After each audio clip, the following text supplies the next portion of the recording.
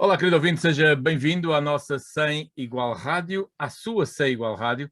Estamos aqui mais uma vez para, a propósito da celebração do nosso 6º aniversário de emissões.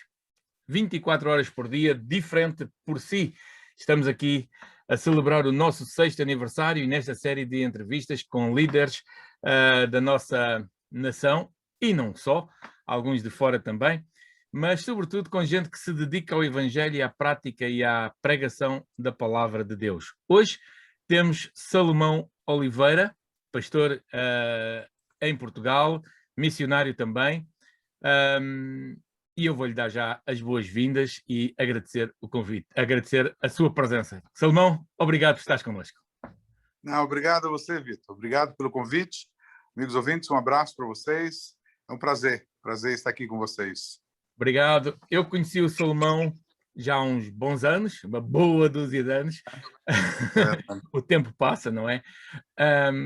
Na Jocum, Jovens com uma Missão. Jocum em Portugal.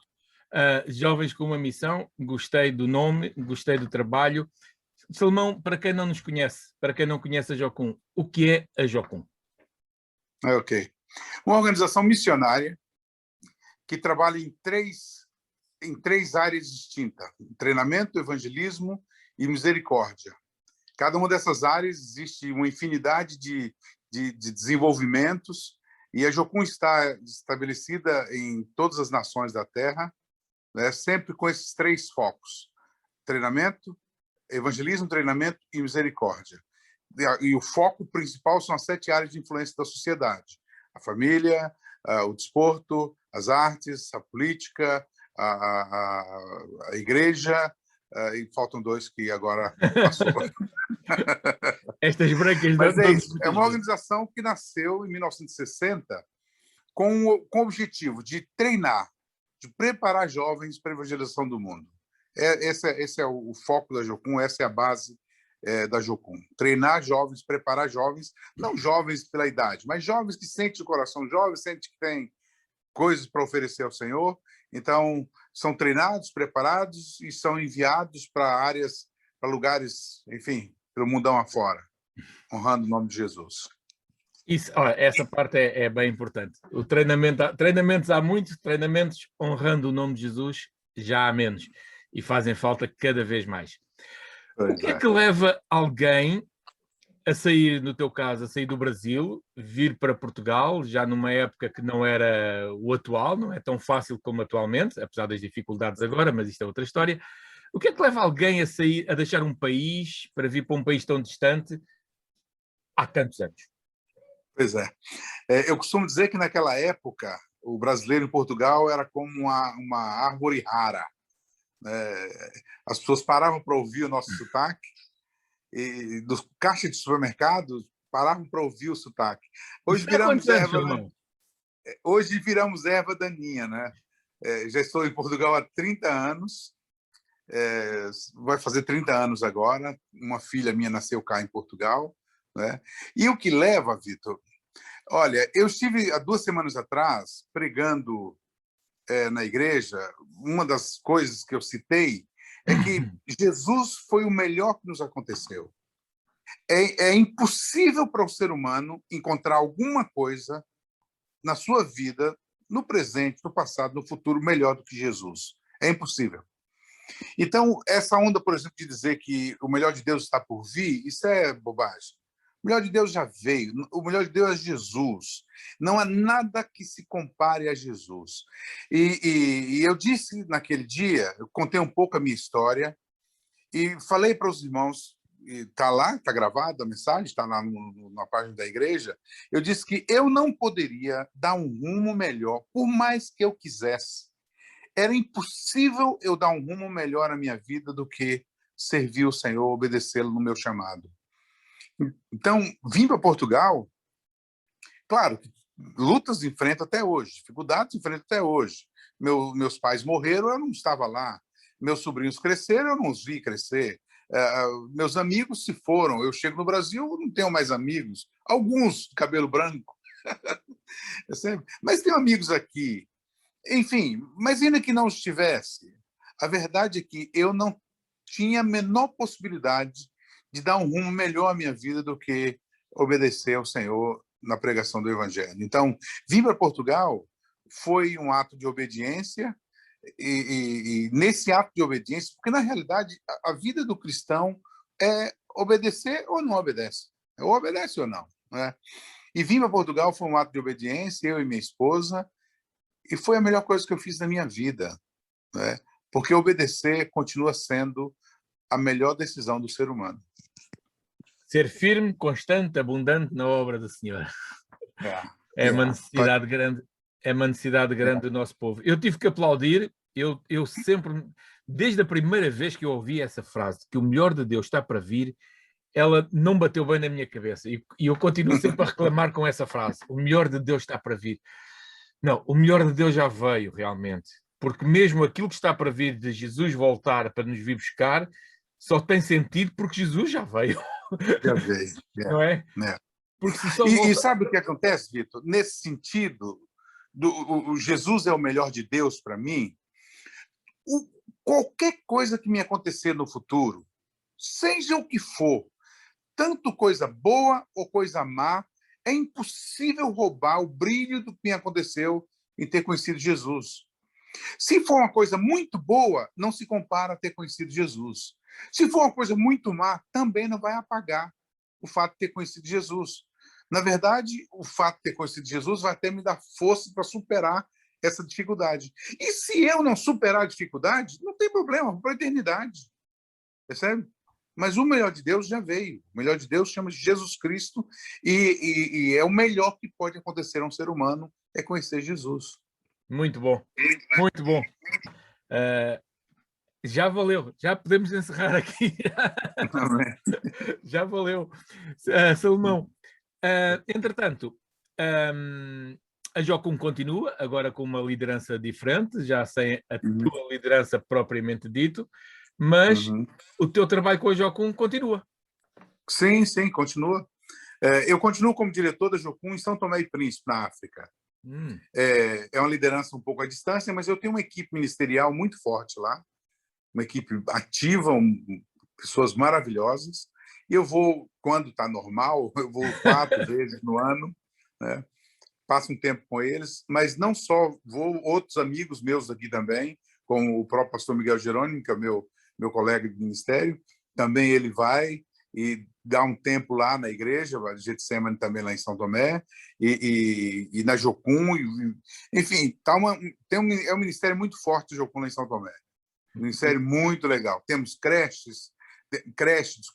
temos centro de desenvolvimento comunitário, temos escolinha de futebol, temos trabalho com mulheres, temos trabalho com adolescentes, temos quase 400 jovens na escolinha de futebol, temos igreja, ajudamos a plantar novas igrejas. Então, há uma dinâmica muito forte do nosso trabalho em São Tomé, e eu sou o diretor lá, mas o Mendes Varela é meu braço direito, é quem toca o barco lá em São Tomé, com uma equipe ministerial muito interessante, né? Então, continuo. E aqui continuo como um conselheiro, como um amigo, um irmão mais velho, né? Sempre na luta. Sempre na luta. É verdade. Muito bom. Passando da Jocum, ficaste como o fundador, agora não sei explicar, mas vou esperar a explicação, da Igreja Batista Getsemane, em Portugal. Exatamente. E já tem 4 anos, 5? 4 anos. 4 anos. 4 anos. É assim, eu sou membro da Igreja Batista Getsemane de Belo Horizonte, pastor Jorge Linhares, já há 40 anos, né? Eu fui enviado para Portugal com Jocum, mas membro da Igreja Batista Getsemane. E durante muito tempo, o pastor Jorge sempre me incentivou: Salomão, abre a igreja, Salomão, abre a igreja, Salomão, abre a igreja, e tal. Entretanto, ao longo do meu tempo em Portugal, eu sempre procurei servir a ministérios, como tive na igreja de Sintra. Começamos aqui o trabalho nos Amigos de André, aqui na zona de Mem Martins, e o trabalho está indo, a igreja está fluindo.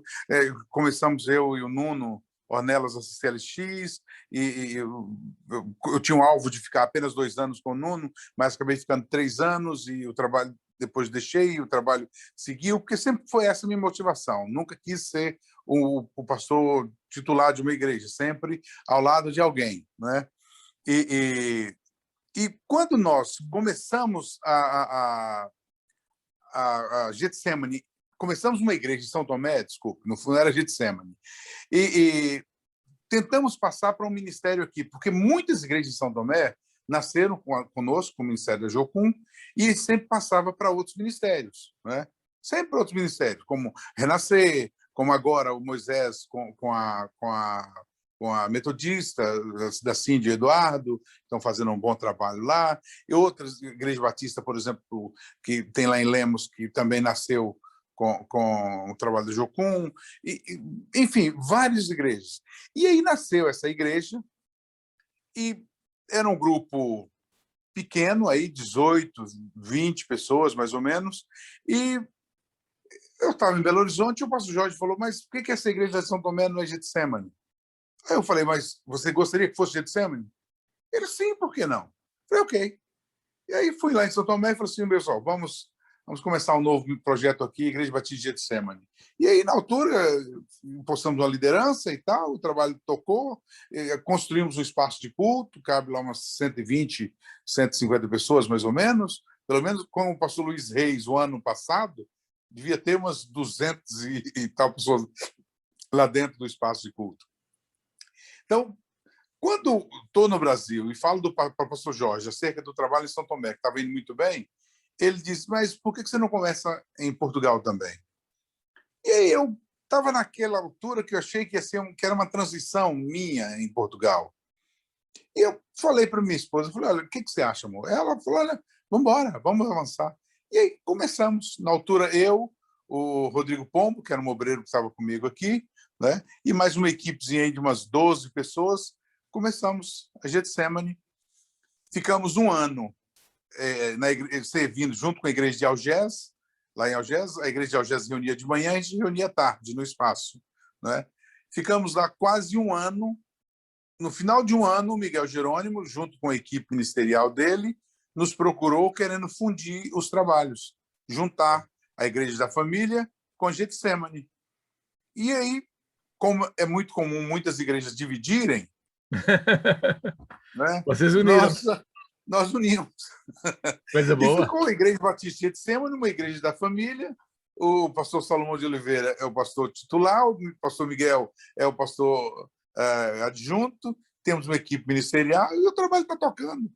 O Miguel... E, se não fosse a pandemia, podíamos estar bem melhor, mas está indo muito bem. Tivemos a nossa primeira reunião domingo passado, depois da pandemia, tínhamos 100 e poucas pessoas no culto, e Deus está movendo, Deus está falando, está ministrando a igreja e tal, e estamos animados com aquilo que o Senhor está a fazer, mesmo animado. Muito bom. Um pouquinho da história. Muito bom saber todas essas coisas. E atenção, ouvinte, quando o pastor Salomão diz que tivemos no domingo passado, é no domingo passado em relação ao dia que estamos a gravar, hein? Atenção. Pois. Não é em relação... Peço desculpa. Não. É só para salientar, porque às vezes alguém pode pensar assim, ei, tanto tempo fechado, ou tanto tempo sem culto. Não, é em relação ao tempo que estamos a gravar. Eu vou ter no próximo domingo, também em relação ao tempo que estamos a gravar, vou ter o primeiro culto pós-pandemia no próximo domingo, culto presencial. Salomão, mudando um bocadinho a nossa conversa, diz-se que Portugal é um país laico. Será que é verdade? O nosso presidente ainda há dias, depois de tomar posse, foi ao Vaticano buscar a bênção papal. Pois é. Os bombeiros compram um carro novo, precisam do padre para ir benzer o carro. Pois é. Será que isto é mesmo um país laico ou não tanto assim? Olha, eu sinceramente acho que nenhum país latino pode dar-se o luxo de dizer que é laico. Porque os países latinos têm uma cultura. Eu estou falando latinos porque estamos num país latino. Mas os países asiáticos também estão na mesma. O Oriente Médio está no mesmo, entendeu? Então, eu não vou dizer que não existe um país laico, não é? Mas Portugal está longe de ser. Longe de ser. Pelo menos na Sabemos prática, não é? perfeitamente a influência da igreja católica em Portugal é assustadora, é mesmo demasiada, não é? E eu acho que estamos longe disso, longe disso. É verdade que temos alguma liberdade, mas daí é chamado país laico negativo. Ok. Ainda há pouco, no início, assim no meio da nossa conversa, que o tempo vai passando, no meio da nossa conversa estavas a falar num testemunho bem real do porquê de estares em Portugal e viste para Portugal, a ideia de servir Jesus, que foi o melhor que aconteceu, sem qualquer margem para dúvidas, é o melhor que nos acontece na nossa vida, ou pode acontecer, está à disposição para acontecer na vida de muitos outros, só não acontece porque as pessoas vão rejeitando. A liberdade para aceitar Jesus e conhecer Jesus está aí, a graça de Deus está aí. Podemos dizer que aquilo que Portugal mais precisa e o mundo mais precisa é mesmo da mensagem de salvação, é mesmo de Jesus?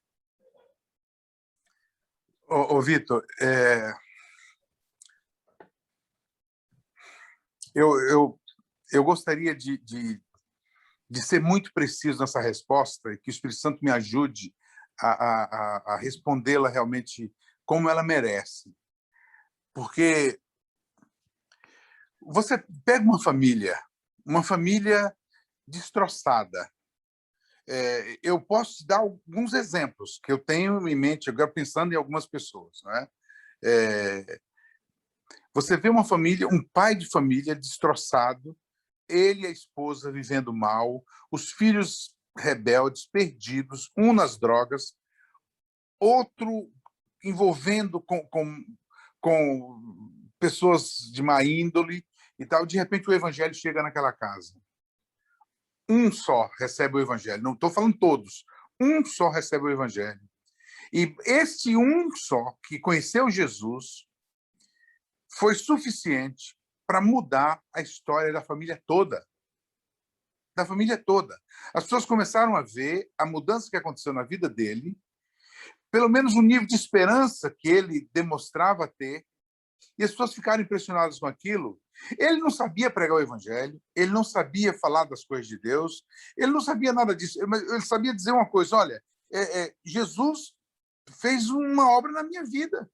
Eu conheci fulano de tal que pregou o evangelho para mim e vamos lá na minha igreja. Foi essa forma que ele usou para evangelizar. Uhum. Vamos lá na minha igreja. Claro, ele não estava dizendo que a igreja dele era a melhor do mundo, não. Ele estava falando da experiência dele. Claro, foi naquela claro. igreja que ele foi. Claro. Né?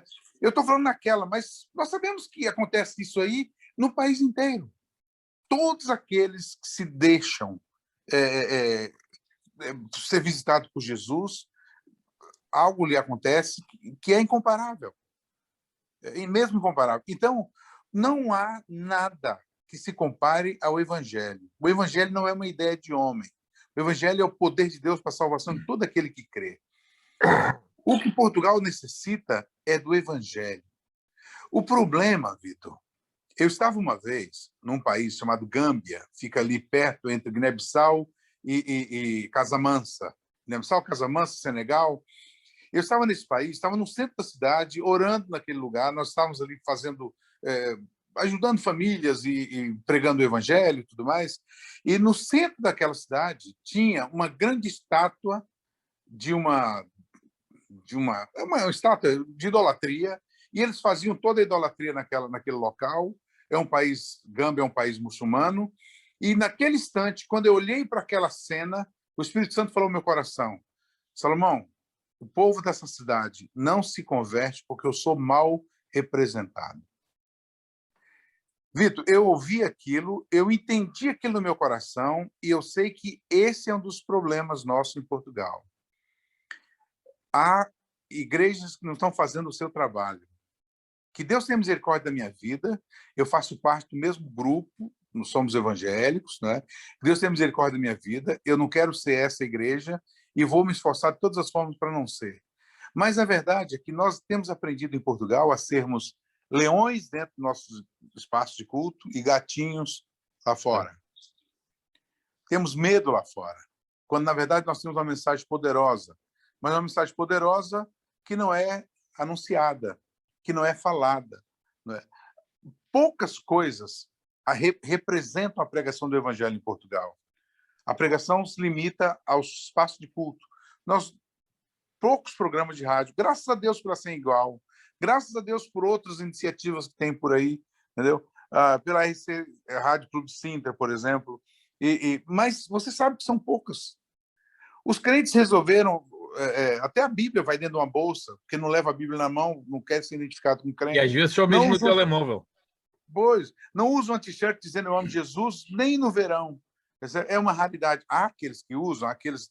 Então, o que Portugal precisa é do evangelho. Mas como ouvirão se não há quem pregue? Percebe? Que Portugal precisa do evangelho, eu não tenho dúvida. Mas como vão crer de quem nada ouviram? Houve acerca da idolatria, acerca de tradições, mas o evangelho houve puro... religião em vez de pregação. É isso, percebe? Então, como vão crer naquele que nada ouviram e como ouvirão se não há quem pregue? Tá vendo? Então, esse é o problema. Nós precisamos nos levantar como pregadores do evangelho, sem vergonha, e anunciar. Quer queiram, quer não, quer goste, quer não, quer aceite, quer não. Como diz o apóstolo Paulo, em tempo e fora de tempo. Basicamente, já respondeste à minha pergunta que eu tinha agora para finalizarmos, mas mesmo assim eu vou arriscá-la. Sendo assim, faz todo o sentido uma rádio, uma web rádio. Eu há 39 anos atrás, eu tive uma rádio FM, a Rádio Boas Novas, 103.5, em Lisboa. A rádio morreu quando saiu a lei para as rádios, porque havia muitas exigências que nós não podíamos cumprir, não tínhamos capacidade nenhuma para cumprir, então nós não tivemos financeiramente, não tivemos possibilidades, pronto, não interessa. Mas tivemos. Agora, passado 36 anos, 33 anos, 30 e tal anos, eu apareço com a Sem Igual Rádio, que transmite 24 horas por dia e transmite exclusivamente música cristã, nomeadamente música cristã dita evangélica, não é? Só temos uma música de fora. Temos uma música de fora, uma única, do Anselmo Ralph, o Ensina-me a Amar, e ele próprio deu autorização para a podermos passar. Ele próprio fez. Mas a música é uma música, eu acho que pode ser cantada em qualquer igreja, que não escandaliza ninguém. Não escandaliza ninguém. Faz sentido haver uma rádio que só passe música cristã, só tenha mensagem bíblica, só tenha testemunhos bíblicos, só tenha devocionais, uma rádio absolutamente fechada para fora, em termos de músicas e tudo o que o mundo nos pode dar, mas que trabalhe exclusivamente com o meio evangélico para o mundo. E temos gente que nos escuta em todos os lados. Eu não tenho dúvida nenhuma. Quando a Bíblia fala em tempo e fora de tempo, eu não tenho dúvida que os meios de comunicação, esse é o sexto ponto que eu citei antes. Eu tinha falado de 5, faltava as comunicações, né? E o esporte é a 7ª. Né? Então, 7 áreas de influência. Eu não tenho dúvida que os meios de comunicação são instrumentos de Deus realmente para levar vida a pessoas. Né? A rádio chega onde nós não podemos chegar. Né? E eu não consigo ver como se fosse algo ultrapassado. Muito pelo contrário. Eu acho, Vitor, que aquilo que vocês vão fazer, acho que vale a pena. Eu tentei uma vez, há uns anos atrás, também tentei uma rádio, mas confesso que eu vi que era uma disciplina muito grande que eu não tinha. Né? Eu recebi uma palavra uma vez, uma pessoa que não me conhecia e me trouxe uma palavra, disse que foi algo que Deus deu para ele me entregar. Eu, quando escuto uma coisa assim, eu faço como Maria, guardo no coração, então espero ver acontecer, entendeu? E o que ele disse foi o seguinte, que as comunicações dessa nação estavam nas minhas mãos e que o Senhor ia usar-me nessa área. Eu entendi o que ele quis dizer, porque eu sou um apaixonado pela rádio, por rádio. Sou apaixonado, né? Já tive várias conversas com pessoas sobre isso, enfim, há um prazer muito grande nesse meio de comunicação. Então, eu não tenho dúvida que aquilo que vocês fazem é de extrema importância. É de extrema importância. Agora, eu não conheço o conteúdo, não é? Porque não basta ter uma rádio, tem que ter conteúdo, não é? Mas eu imagino que você, na sabedoria que Deus te deu, você esteja trabalhando em cima do conteúdo para alcançar o máximo de pessoas possíveis, não é? Mas agora, a relevância, sem dúvida nenhuma.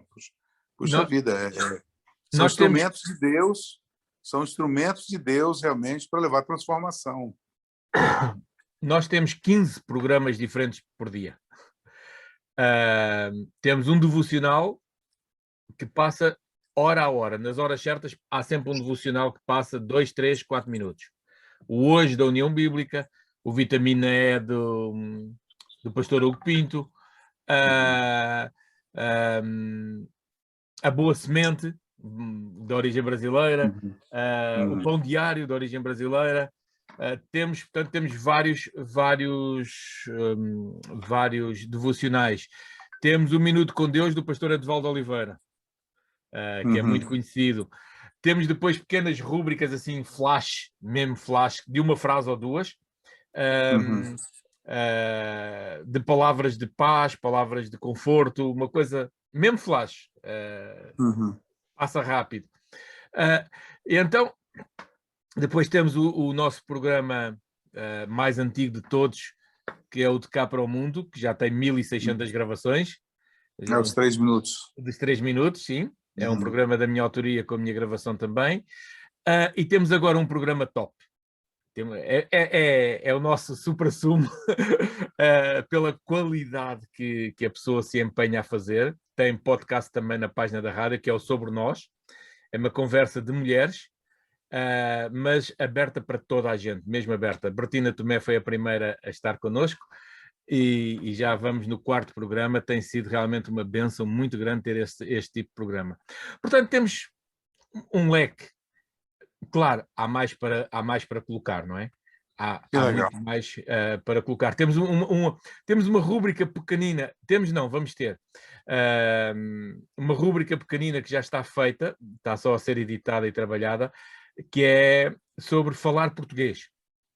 Então, eu fiz uma compra há 10 anos e hoje eu vou dá-la à Maria. O A é sempre com H, é A sem H. Como é que vamos... É uma explicação do português, de como se escreve. É muito gira. Aquilo está 5 estrelas. Eu sou suspeito, mas não fui eu que fiz. Sou suspeito. E temos também espaço de pregação. À quarta-feira eu estou aqui também, num direto às 8 da noite, às 20 da noite, das 20 às 21, com pregação em direto. Então, o nosso leque realmente é variado. E Deus nos tem dado esta graça e... enquanto ele permitir, enquanto ele quiser. Amém. Nós vamos... Parabéns, Vitor. Parabéns. Puxa vida, em 6 anos, muita coisa aconteceu. Eu sei que para levar algo assim, com essa dinâmica, 24 horas, certamente são muitas horas desprendidas para...